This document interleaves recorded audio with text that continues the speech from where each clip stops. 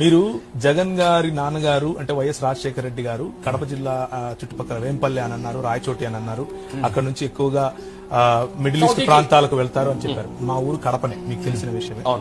మాకు బంధువులు ఉన్నారు, చాలా మంది ఆ ఇళ్లలో తిరుగుతూ ఉంటాం అన్నది. నేను ఇంతవరకు మీరు చెప్పినటువంటి రెడ్డి సామాజిక వర్గంలో ప్రలోభానికి గురి అయి మత మార్పిడి జరిగిన వాళ్లను నేను చూడలేదు. నంబర్ 1 వినండి, రెడ్డిస్ ముఖ్యంగా రెడ్డి సామాజిక వర్గము ప్రలోభాలకు గురి అవుతుంది అన్న స్టేట్మెంట్ మీరు ఇవ్వాలనుకుంటున్నారా?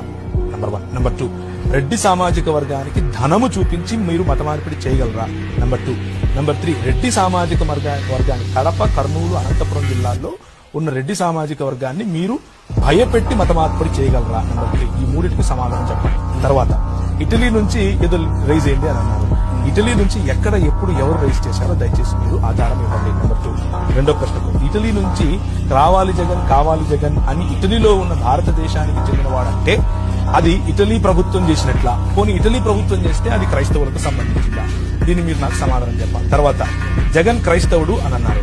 జగన్ క్రైస్తవుడు కాబట్టి ఆయన రాజ్యంలో ఉండేదంతా కూడా మత మార్పిడికే అని అన్నారు. ఆ లెక్కన బెన్హర్ గారు మిమ్మల్ని అడిగారు, అప్పుడు మోదీ హిందూ ప్రతినిధిని మీ నోట మీరే చెప్పారు కాబట్టి ఆయన చేసేది కూడా మత మార్పిడేనా?